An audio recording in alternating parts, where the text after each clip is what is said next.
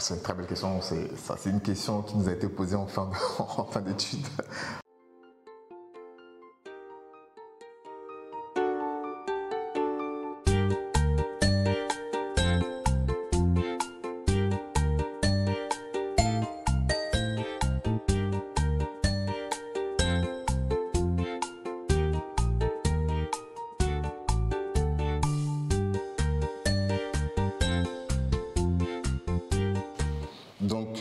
Je suis Yaya Koné, donc je suis cofondateur de Colibar. Donc j'ai en charge la stratégie globale de l'entreprise.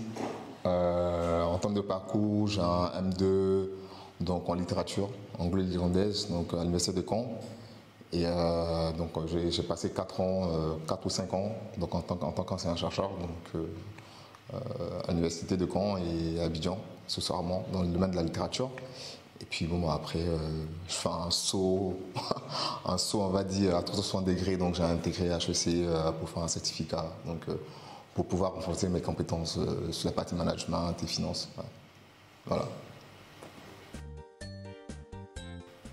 Alors, Colibar, c'est une start-up qui a un fort ancrage en utilisant la tech pour la collecte de déchets plastiques. Donc en gros, simple, on met en relation les ménages avec nos propres collecteurs via notre application Colibar pour récupérer des déchets plastiques. Et derrière, pour inciter les ménages, les usagers à faire le tri sélectif des déchets. Donc on va convertir les déchets en points et ces points, on va donner de la data, des produits alimentaires de base. Derrière, on va sourcer des grands groupes pour nous aider justement à récompenser ces utilisateurs-là. Donc ça, c'est ce qu'on fait. Et pour être présent sur toute la chaîne de valeur, on a mis en place une usine de recyclage où sont traités quotidiennement les flux de plastique qu'on récupère à la fois chez les ménages, chez les hôtels, mais aussi chez les précollecteurs et chez les industriels.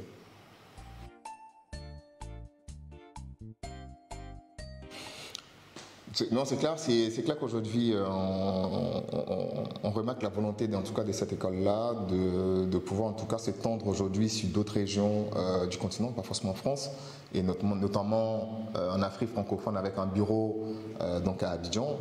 Il y a vraiment une stratégie claire qui est définie maintenant, qui permet de diversifier justement la plupart des participants qui doivent peut-être intégrer un certain nombre de programmes. Donc on a des IMBA aujourd'hui, on a des candidats qui viennent de partout en Afrique, donc ça c'est bien. Donc je pense qu'en termes de positionnement de valeur, il y a eu un repositionnement en fait de cette école-là. Donc ça c'est très bien.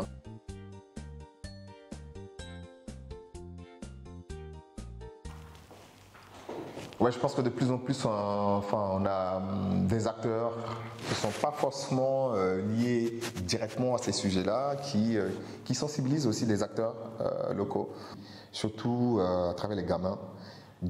Parce qu'on sait que ce sont eux la nouvelle génération. Déjà, on a des programmes de sensibilisation qui ont une rotation assez pédagogique vers ces enfants-là pour justement les permettre d'avoir des réflexes de tri des déchets, etc. Donc on a une petite partie de la jeunesse ivoirienne, de la jeunesse africaine, qui a compris qu'en fait, si demain le continent on veut un continent comme on le pense dans nos têtes, c'est pas nos dirigeants, c'est à nous quoi. Donc c'est à nous. Voilà. Et il faut se donner tous les moyens justement d'être là maintenant parce que c'est le moment quoi. Ouais.